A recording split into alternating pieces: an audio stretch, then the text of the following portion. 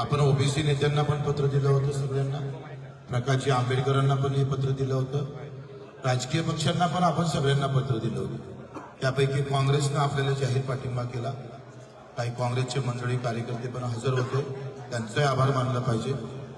दुसरं राष्ट्रवादी शरद पवारचे गट, ते पण पाठिंबा दिला.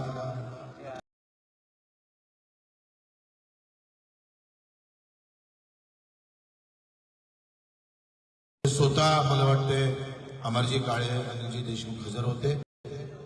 आणि नंतर उद्धव बाळासाहेब ठाकरेंच्या तिकून जरी अधिकृत पाठिंबा नाही आला तरी उमेश पाटील खासदार साहेब ते सुद्धा आंदोलनात मला वाटतं हजर होते.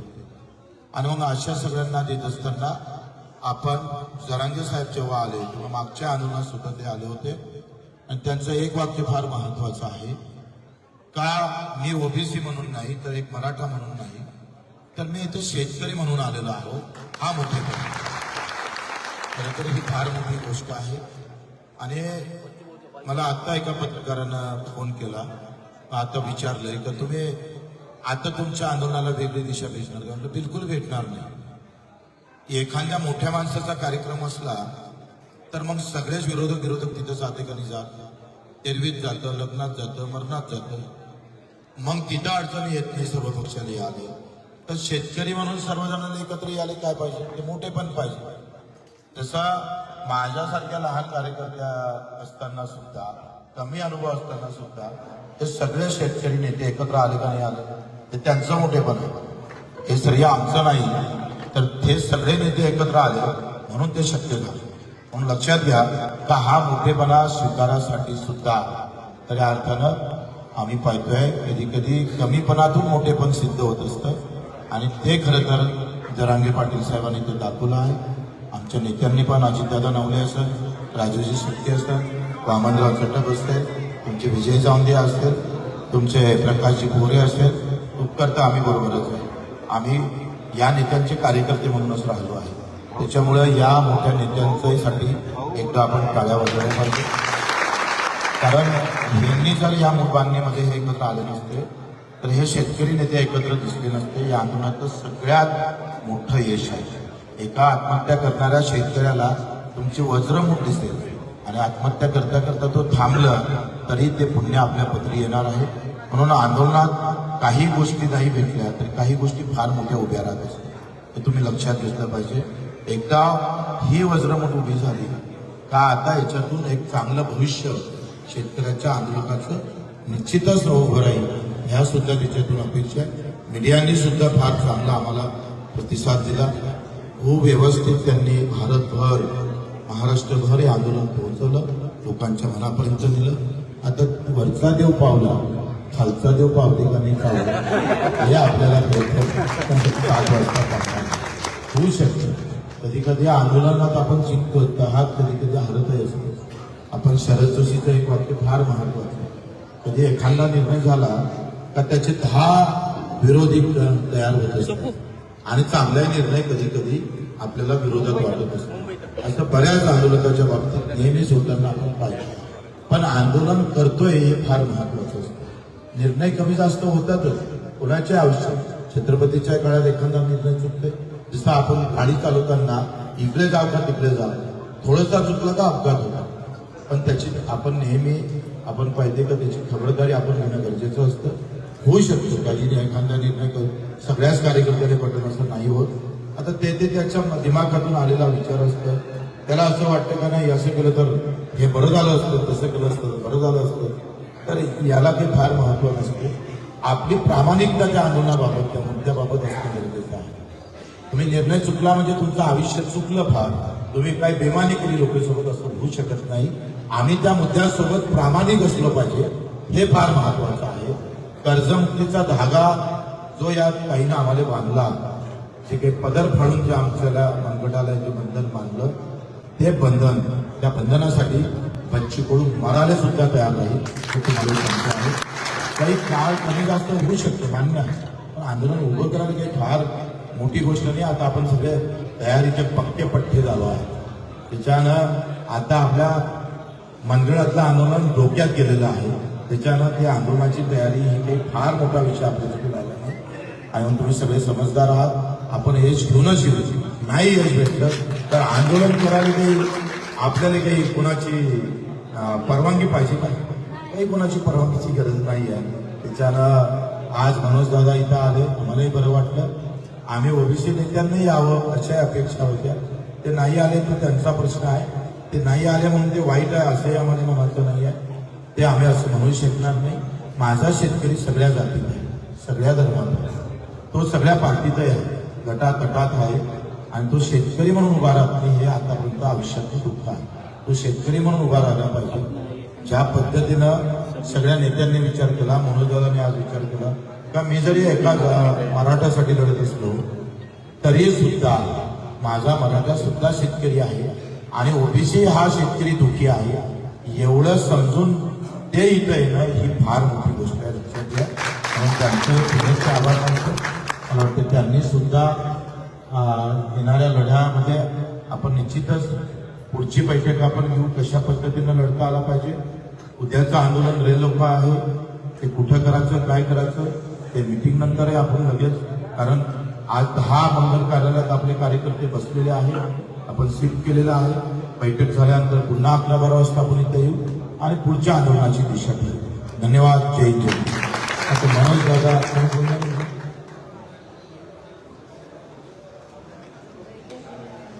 आजच्या या आंदोलनासाठी मनोजदादा जरांगे पाटील आले आणि त्यांनी एक प्रकारे शेतकरी आंदोलनाला पाठबळ देण्याचा निर्णय घेतलेला आहे. त्यामुळे आमच्या सर्व शेतकरी नेत्यांच्या वतीने विशेषतः बच्चू भाऊ आहेत, राजू शेट्टी साहेब आहेत, रविकांतजी तुपकर आहेत, मंचावर जानकर साहेब आहेत, माझ्याबरोबर जे सीपीआयचे नेते आहेत, सर्वांच्या वतीने परत एकदा त्यांच्या ह्या भूमिकेबद्दल त्यांचं कौतुक करतो आणि एकदा टाळ्या आपण त्यांच्यासाठी वाजवल्या.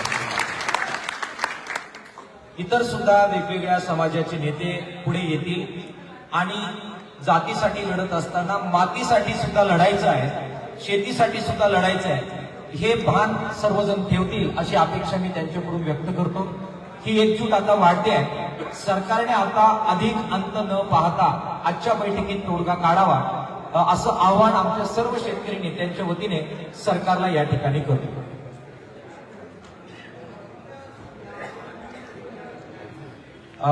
मनोज दादा जरांगे पाटलांना मी विनंती करेल की त्यांनी आपल्या सर्वांना संबोधित करावं.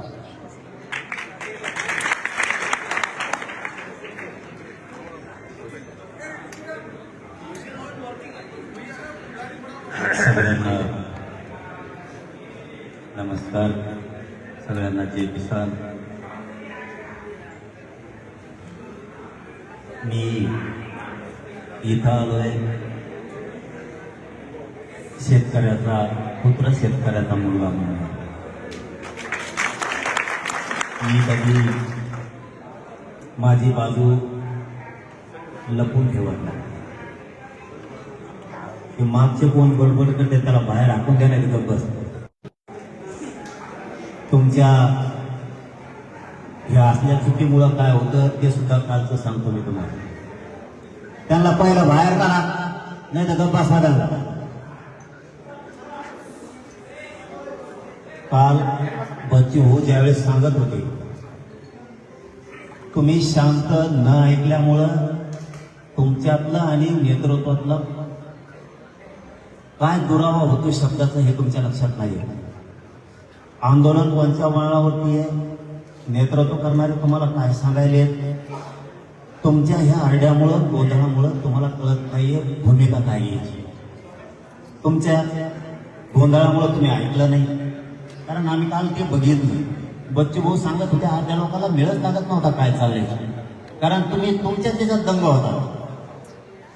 एखादी मोठी लढाई जिंकायची, आपण किती संयमानं शांततेनं काय शब्द केले, त्या शब्दाचे काय प्रयोग आहेत, त्याचे किती अर्थ होते, आपल्याला कसं आंदोलन पुढे चालवायचं, हे जिंकायचं कसं. कारण मूळ गाभा आंदोलक असतो. कुठल्याही आंदोलनाचा मूळ गाभा आंदोलक असतो. आणि ज्यावेळेस इकडून एखादा शब्द जातो त्यावेळेस त्यांनी जर तिकडं तो समजून घेतला तर आपल्याला भूमिका कळते. उदाहरण म्हणून सांगतो, याला जोडू नका इकडे तिकडं. मुंबईत आम्ही लाखानं गेलो, पोरं शांत ऐकत होते काय विषय. पुढं काय करायचं ठरलंय, आत्ता काय करायचं ठरलंय आणि संध्याकाळी काय सांगणार आहे. नंतरच्या वेळेत ते कुंकड जात होते, त्यांनाच माहित, तुम्ही पण बघितलं. त्यामुळे आंदोलनाचा मेन गाभा आंदोलन असतं हे कोणी विसरू नका. नसता नेतृत्वाचा काही उपयोग होत नाही. त्याची तळमळ, त्यांनी केलेले कष्ट वायाला गेले. आपण जे दृष्टिकोन घेऊन राज्यातून तुम्ही इथपर्यंत आला ते साध्य झालं नाही. त्याच्यासाठी व्यवस्थित चित ठेवून, लक्ष ठेवून आपण ऐकलं पाहिजे. काय काय येतंय, माहिती काय काय. बऱ्याचशा लोकांना काल मला वाटतं बच्चूभाऊ बोलले, नवले साहेब बोलले, तुपकर साहेब बी बोलले, आम्हाला जे वाटत होतं ना त्याच्यातल्या 25% लोकांना सुद्धा कळलं नाही हे काय म्हणून. कशी दिशा ठरवायची बाबा हो. तुम्ही 500 किलोमीटरहून इथपर्यंत एखाद्या मागणी मान्य करण्यासाठी आलात, तुम्ही जर लक्षच नाही दिलं तर ते कसं होणार. इथून पुढच्या काळात तरी शांतता, संयम ठेवा आणि काय दिशा आहे त्याच्यावरती लक्ष ठेवायचं. विषय असा आहे, मी शेतकरी म्हणून इथं आलो आणि माझं मूळ येण्याचं कारण सांगतो. मी आजारी आहे, मला कालता आणखी लई त्रास आहे. मी काल ते 6:30 वाजता बघितलं, डाव टाकला. म्हणलं आपण घरात नाही झोपू शकत. मी तुपकर साहेबाला फोन केला आणि त्यांना सांगितलं की बाबा मी गोळ्या औषध घेऊन निघतोय. 7 वाजता मी पहिला फोन बच्चूभाऊला केला असं निघतोय म्हणून, कारण ते दम निघत नव्हता, कारण त्याच्यातून आम्ही आलो. आता टप्पा कसा असला पाहिजे आणि आता आंदोलनाची भूमिका काय असली पाहिजे. टाकलेलं सरकारचं षड्यंत्र, डाव कसा मोडायचा, तो प्रति डावानंच मोडावं लागेल तरच आपण यशस्वी होऊ. आपण मात्र आता नागपूरकडे निघलं पाहिजे म्हणून आम्ही आलो. आम्हाला तुमचं मुंबईचं ठरलेलं माहीत नाही, बैठक ठरली का काय याचा आम्ही नाही आणि त्याच्यात मी पडणार पण. कारण आंदोलन हाताळण्याची वेगळी वेगळी पद्धत असते. आमचं कसं हाताळायचं, तुमचं शेतकऱ्यांचं कसं हाताळायचं, तुम्ही उभी आहेत त्याच्यात घातलं. तुम्ही पूर्ण आवश्यक शेतकरी आंदोलनात खर्च केला. कोणत्या टप्प्यावरती थांबायचं, कोणत्या टप्प्यावर नाही थांबायचं याचं ज्ञान तुम्हाला आहे. त्याच्यामुळं मी काय उगं तुम्हाला सल्ले देत बसायला देऊ शकत नाही. मी सांगायचं जा, नका जाऊ. शेतकऱ्याच्या आंदोलनातला टप्पा मला माहीत नाही, मी तो शिकतोय. मी मागेही सांगितलं की 2 तारखेला बैठक लावली, त्यांच्या सगळ्याच्या संमतीनं यंत्रवलेला रद्द करून टाकली. म्हणून 2 शेतकऱ्यात गट दिसता कामा नाही. आणि त्याला काय अर्थ आहे, लढायचं शेतकऱ्यासाठी. ते बंद करून टाका. मी यासाठी बोलली होती, तुम्हाला खरं सांगतो, मी काय 2-4 मिनिटापेक्षा जास्त बोलणार नाही. मी यासाठी लावली होती, सगळे अभ्यासक, तज्ज्ञ, संघटनेचे सगळे संस्थापक अध्यक्ष बोलवले होते. ते लढायचं कसं सांगा, कारण माझ्याकडे एकच गोष्ट आहे, पब्लिक आहे आणि मी इमानदारीने लढतो. अभ्यासाचा आपला पत्ता नाही, जे आहे ते आहे खरं त्याला का, पण आपण नीट करतो बाबा त्याला. आपल्याशिवाय आपला यांना कथाकच घोडे लावल्याशिवाय हे नीट नाही होत. नाही तर न्याय नाही, ना फी नाही, ना काही नाही, असंच या असंच जा, अशा स्वरूपाचे. त्यामुळं यांच्याकडून समजून घेऊन एक बाजू यांच्याकडे द्यायची, दुसरी ग्राउंड लेवल आपण सांभाळू असं ते होतं. पण ते रद्द करून टाकलं, तो विषय संपला. कालचा विषय खूप वाईट वाटला, कारण पहिल्याच दिवशी जर सरकार हे डाव टाकतंय म्हणलं आपण 100% साथ दिली पाहिजे म्हणून इथपर्यंत आलो. बाकीचा काही उद्देश नाही, कोणाला उद्देश वाटू द्या, तिकडे काय वाटू द्या. आम्ही आहेत म्हणल्या भाई, बच्चे बोला चांगला माहिती आहे, आहेत म्हणलं की आहेतच ना. पण आता ते मुंबई फिंबईचं काय मी सांगत नाही. ते मला आता बोलता बोलता म्हणले तुम्ही चला मुंबईला, आपण नसलं त्यांच्या तिकडे. त्यांच्याकडे काय, त्यांना का रोग आला का इकडे, त्यांच्या पायामुळे का डिझेल लागत आहे का, राखेल लागत आहे त्यांना का, काही टाकायला पैसे नाही. सगळं आमचंच गाबाळ हल्लंय ते आता बोलत. सगळ्या गोष्टी आहेत ना त्यांचं. पण ते त्या निर्णयात मी पडणार नाही. मी वितुष्ट आणणारा पोरगा नाही. तुमचं जसं ठरलंय त्या पद्धतीनं तुमचं युवा. पण आता आम्ही जाऊ दे, पण नाही सांगायचं. चलो, धन्यवाद तुम्हाला सगळ्यांना, शुभेच्छा. ताकदीनं लावून धरा. राज्यातल्या शेतकऱ्यांना न्याय घेण्याची ही पहिली वेळ, हे मी पहिल्यांदाच बघितलं. सगळ्या शेतकरी संघटनेचे पात्र एका जागेवर आले. असं एकत्र आल्यानंतर न्याय मिळायला काही वेळ लागेल, काही लागेल.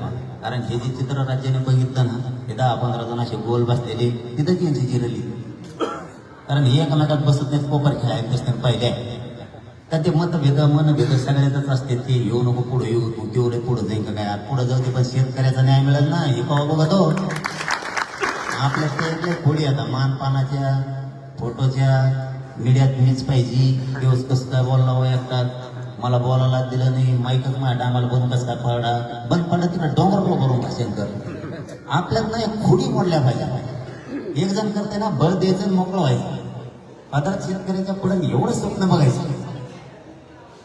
आपण ते मानपानापासून सुद्धा सगळ्यांनी लांब जा. मला वाटतं गेले सगळे शेतकरी संघटनेत खरंच त्यांचं कौतुक करायला पाहिजे. इथे सगळे मानपान सोडून, त्यांचे पद प्रतिष्ठा सोडून एका जागेवरती सगळे उभा राहिले. नक्की यशस्वी करा. आम्ही आहेत. धन्यवाद.